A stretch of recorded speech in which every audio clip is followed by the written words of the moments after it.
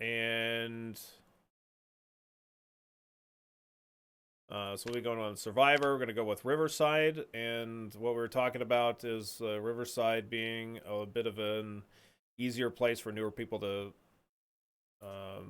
play the game when they're starting out. We'll look at the map here, the Project Zomboid online map, which you can use or can choose to not use when you play. Survivor difficulty is gonna give you the ability to have the mini map up. It's not really. I don't know. I don't find it particularly useful. I could still very easily get lost and stuff like that. How's it going, Viz? How you doing today? So Riverside is a little bit easier to start in because there's a lower zombie population. And one of the things that I like about it is it has a lot of these tall fences and like this kind of higher fancy house area. And there's just like a pretty decent amount of fences around that are tall as well, which can be helpful. There's a lot of short fences too, but they can be kind of helpful for you to like have a if you have a large group of zombies following you. They can still see you through the fence, but you can still hop the fence and like lose groups of zombies by like them having to go a long ways around the fence before they can get to you. So you can lose groups of zombies like that. The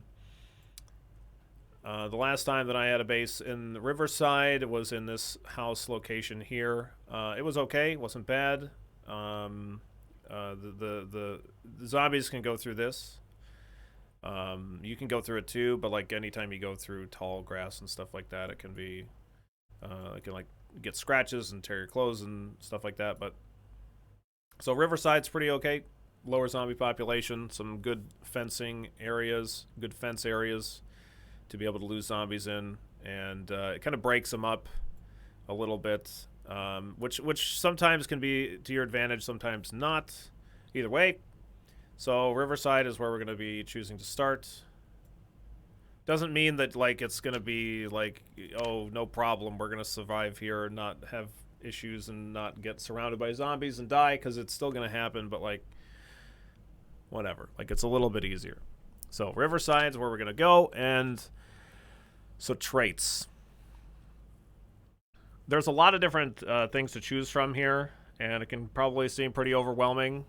The ones that like I typically just go with an unemployed character because it gives me more points to work with. We have 8 points to spend here in this case with him. If we were choosing like construction worker, we already have -2 points, but I mean they start with carpentry and stuff like that, which can maybe be a benefit. Whatever, like all of them have like some kind of an advantage, but the ones that I would most likely choose is the one that I would most likely choose is the Burglar. You have -6 points to start with, but the Burglar is nice because they are less likely to break windows, but they can also hotwire vehicles right off the bat. I don't know that it's necessarily something that I would recommend new players to do, is like to try to hotwire vehicles and like get vehicles running right away, because it can just kind of end up getting you surrounded by zombies and stuff like that. So maybe not particularly useful, but like the Burglar's ability to hotwire vehicles is very nice. It's something that I like quite a bit. But generally, I'd probably just recommend to go unemployed. Some people I see recommend to do the Fire Officer, because they get bonus fitness and strength to them. So when they choose athletic and strong, they are capped on strength and fitness, which is it's probably fine. But honestly, I feel like it's a little bit more of like just a nice thing to see the fitness and strength bar filled up to the max. So again, I'm just gonna go with unemployed. The traits that I really like: athletic and strong, really great. You get extra knockback from melee weapons, and you get to carry more stuff, really nice. And then athletic is great. You get more fatigue, or more, because you're more fit. You have more stamina to work with, which gives you like more wiggle room for like how much you have. You have more stamina to be able to jog around and stuff like that, which we'll get to that later, but But basically, like we want more stamina, so that way we can maneuver around zombies more. And then when it comes to actually needing to fight, we want that stamina. Um,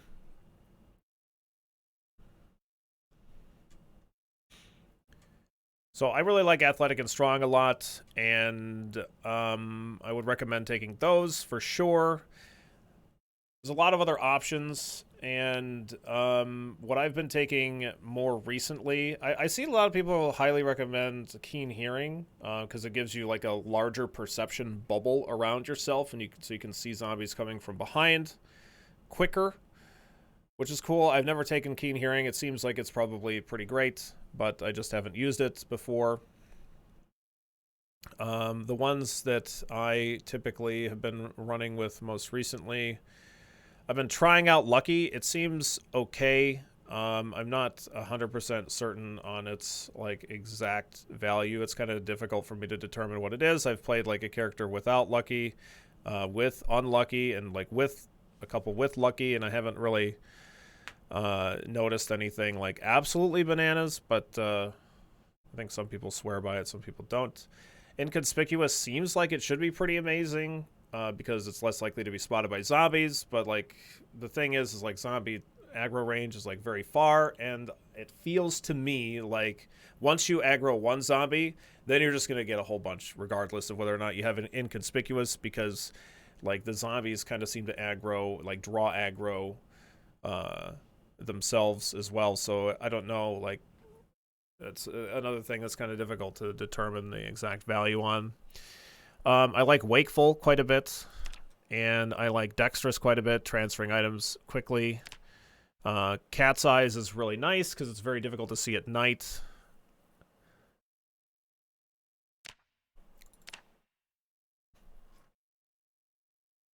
Oh, there's another one that I've been using. I've been using Fast Learner for increased experience gains as well. And like Thick Skinned was one that I use sometimes, not all the time. But yeah, Keen Hearings, like these are you don't have to take all of these, and I'm not going to take all of them for this character. But I like all of these ones, and I like Lucky generally, but like I said, it's difficult to determine the exact value of it. A lot of these other ones, I mean, I'm sure there's some pretty solid stuff in here, but a lot of it's just stuff that I don't have a lot of experience with, so I don't really, I can't really say one way or the other.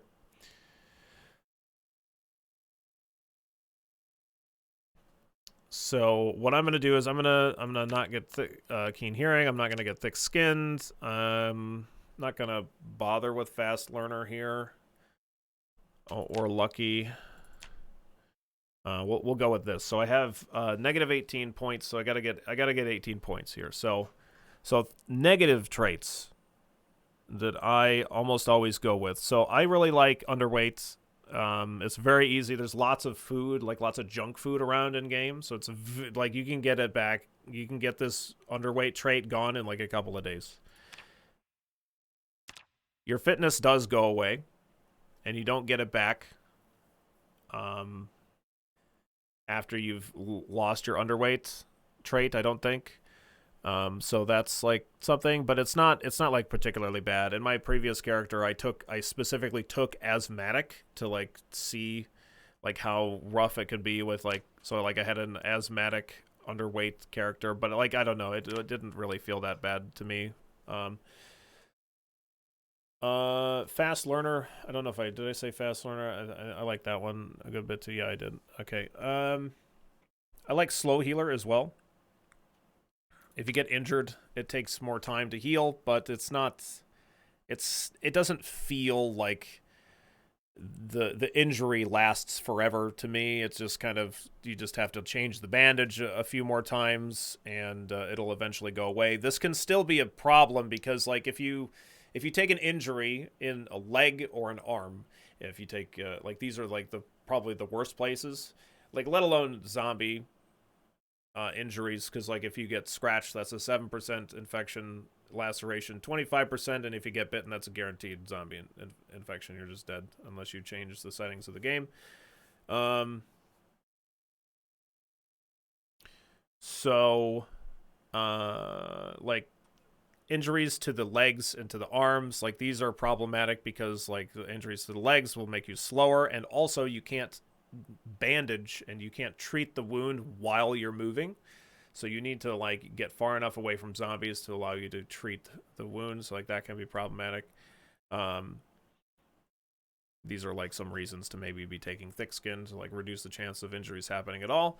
But yes, like that could be annoying. And then if you get injured in the arm, then you're going to be less effective in anything you're using your arms. So that includes combat. So that can be annoying.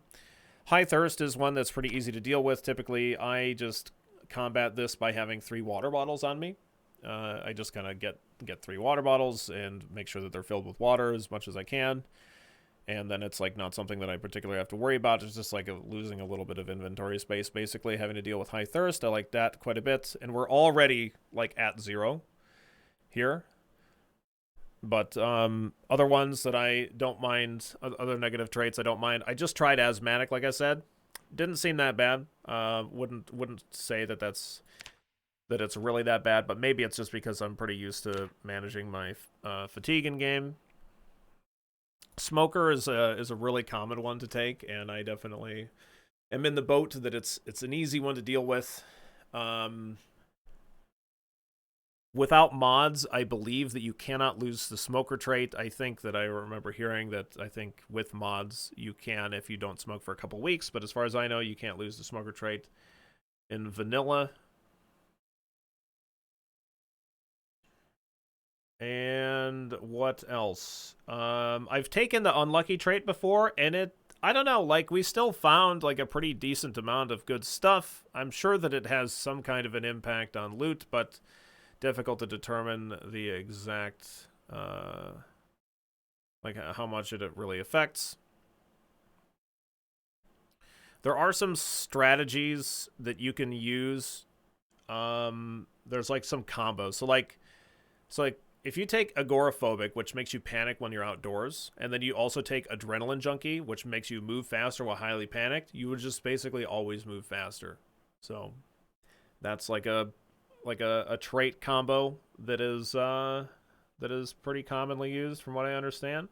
I haven't used it, but I have heard of it. I don't really take Hearty Appetites. I've heard that Pacifist isn't that bad. That it doesn't actually affect the weapon damage, but it affects the rate at which you learn weapon skills. But I haven't tried that myself. That's something to keep in mind. Weak Stomach is one that's like pretty easy for me to take as well. Just means that like you higher chance to have food illness, but like you don't want to eat rotten food anyway. So like just don't eat rotten food. Okay. And then like that's not going to be particularly bad. A Sunday driver, it can actually be like an advantage. There used to be a problem with Sunday driver where you like literally couldn't tow vehicles, but as far as I know, that's fixed. I didn't have any problem towing vehicles in my most recent time, the more recent time that I tried Sunday driver. But it also makes you drive like really, really slow. And you might not like it because it can, if you are driving and you like kind of have zombies that are coming at you from the sides, it's gonna like slow your car down, and it feels to me anyway like it's more likely that the zombies are gonna actually stop you, and then you're gonna be in a car surrounded by zombies, and that's gonna be a problem, right? But so lately I haven't been taking Sunday driver. I've been liking the faster speed that you can drive, but it also means that like if you're driving quickly and you make a mistake while driving and you crash into a object that is solid, anything that's not a zombie, basically, you're going to take a significant amount of player damage, probably get an injury. Maybe it's just because I'm not very good at driving in the game. But anyway. It's like these are pretty easy ones, in my opinion, to take negative traits, and it gives you a lot of points to work with.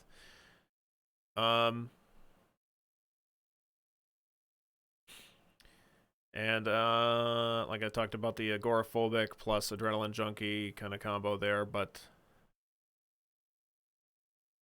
yeah. So one of the tips that I would definitely say is like whatever combination of traits that you decide on, So just because I have 7 points remaining, I guess I could go ahead and take what am I going to take here? We're going to take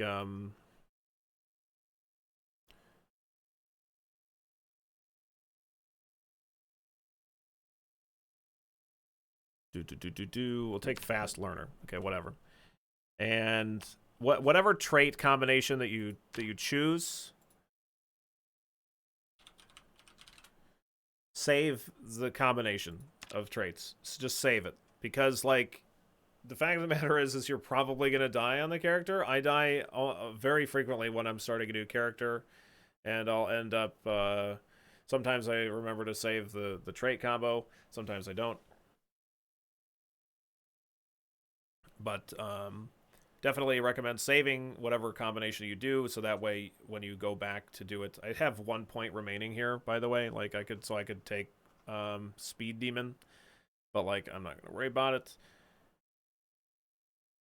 So we save that character file, and then whatever character you choose, this part doesn't really matter. It's completely up to you. And then we'll get a character going in Riverside here.